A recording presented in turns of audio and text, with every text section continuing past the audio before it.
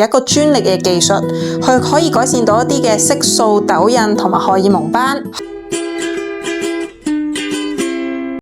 Hello， 我係 Hazel啊，今日我哋會同大家簡介一下呢部 Silphem X， 又名黑藥雙波。其實佢係一個升級版嘅黃金微針，佢會配以呢個 24K 嘅黃金探頭去做嘅。佢會有兩個唔同嘅模式。第一個係 PW mode， 第二個係 CW mode。佢最主要可以放入去我哋嘅深層嘅皮膚，刺激膠原增生，去處理我哋一啲毛孔啊、凹凸洞啊，而做到收緊嘅效果。另外 PW mode 佢亦都可以做到一個淺層嘅模式，去改善一啲色素、痘印同埋荷爾蒙斑。咁佢同傳統嘅黃金微針有咩分別呢？佢最主要有一個美國嘅 FDA 嘅認證，有一個專利嘅技術，佢可以改善到一啲嘅色素、痘印同埋荷爾蒙斑。荷爾蒙斑嘅形成原因通常都會係因為老化啦、遺傳或者係啲壓力啊，或者一啲基底膜嘅受損而引發一啲嘅荷爾蒙斑，越長越多，越嚟越大片。呢部機會有一個淺層嘅模式，可以去到我哋嘅皮下 0.3mm， 修復我哋受損嘅基底膜，同埋破壞一啲過度增生性嘅血管，咁就可以切斷咗我哋嗰個養分嘅供應，從而我哋亦都可以淡化到我哋嘅荷爾蒙斑，